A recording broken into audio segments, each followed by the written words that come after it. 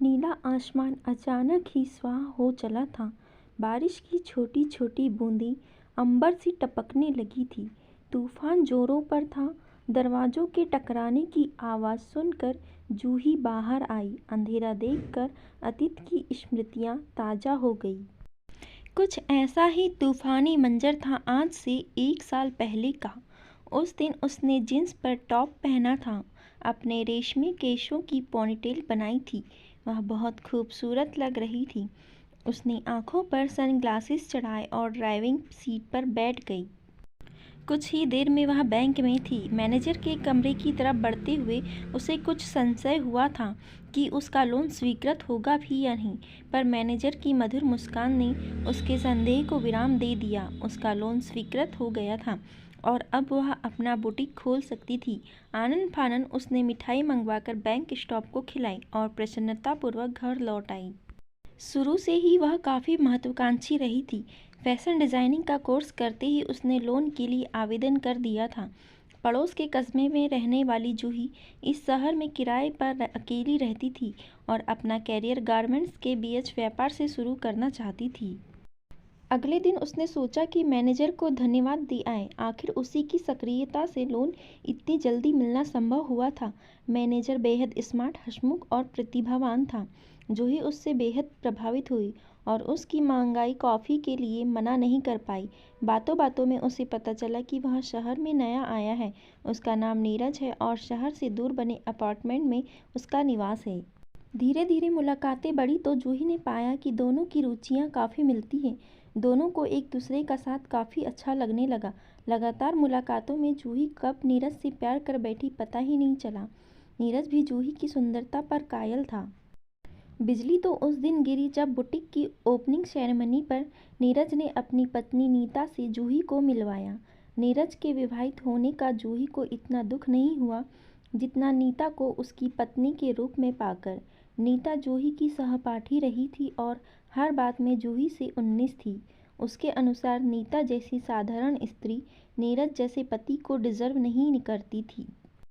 सहेली पर विजय की भावना जूही को नीरज की तरफ खींचती गई और नीता से अपनी श्रेष्ठता प्रमाणित करने के चक्कर में जूही का नीरज से मिलना जुलना बढ़ता गया।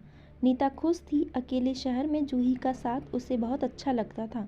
वह हमेशा उससे कुछ सीखने की कोशिश करती, पर लगातार मुलाकातों से जूही और नीरज को कई बार एकांत मिलने लगा।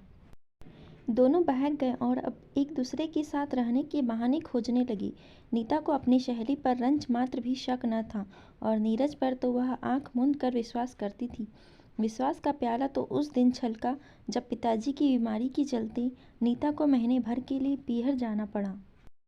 सरप्राइज देने की सोच में जब वह अचानक घर आई तो उसने नीरज और जूही को आपत्तिजनक हालत में पाया। इस सदमे से आहत नीता बिना कुछ बोले नीरज को छोड़कर चली गई। जूही अब नीरज के साथ आकर रहने लगी। कहते हैं ना कि प्यार अंधा होता है, पर जब everything is fair in love and वार का इरादा हो तो शायद वह विवेक रहित भी हो जाता है। समय अपनी गति से चलता रहा। जूही और नीरज मानो एक दूसरे के लिए ही बने थे। जीवन मस्ती में कट रहा था। कुछ समय बाद जूही को सब कुछ होते हुए भी एक कमी सी खलने लगी। आंगन में नन्ही किलकिलारी खेली वह चाहती थी, पर नीरज इसके लिए तैयार नहीं था। उसका कहना था कि लिव इन रिलेशन की कानूनी मान्यता विवादास्पद है, इसलिए वह बच्चे का भविष्य दांव पर नहीं लगाना चाहता। जूही इस तर्क के आगे निरुत्तर थी।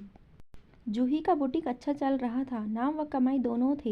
एक दिन अचानक ही एक आमंत्रण पत्र देखकर वह सकते में आ गई। पत्र नीरज की पर्सनल फाइल में था। आमंत्रण पत्र महक रहा था।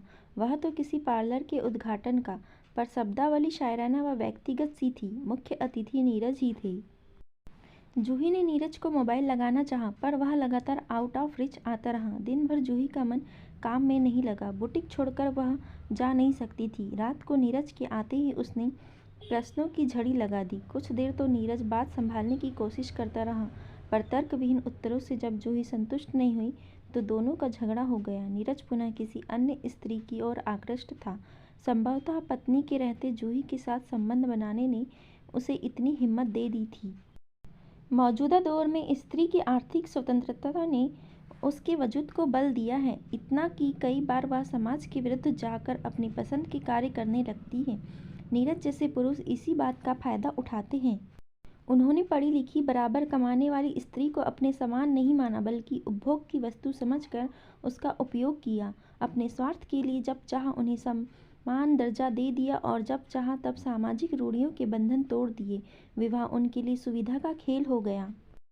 इस आकस्मिक घटनाक्रम के लिए जूही तैयार नहीं थी। उसने तो नीरज को संपूर्ण रूप से चाहा व अपनाया था। नीरज को अपनी नई महिला मित्र ताज़ा हवा के झोंके जैसी दिख रही थी। उसके तन व मन दोनों ही बदलाव के लिए आतुर थे। जूही को अपनी भलाई व स्वाभिमान नीरज का घर छोड़ने में ही लगे।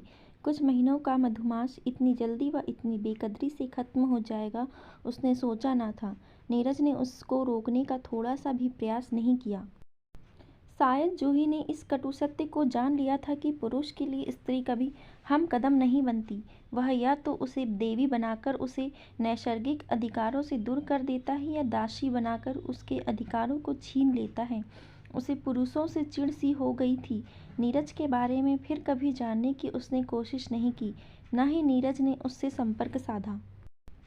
आज बादलों के इस झुरमुट में पिछली यादों के जख्मों को सहलाते हुए वह यही सोच रही थी कि विश्वासघात किसने किसके साथ किया था।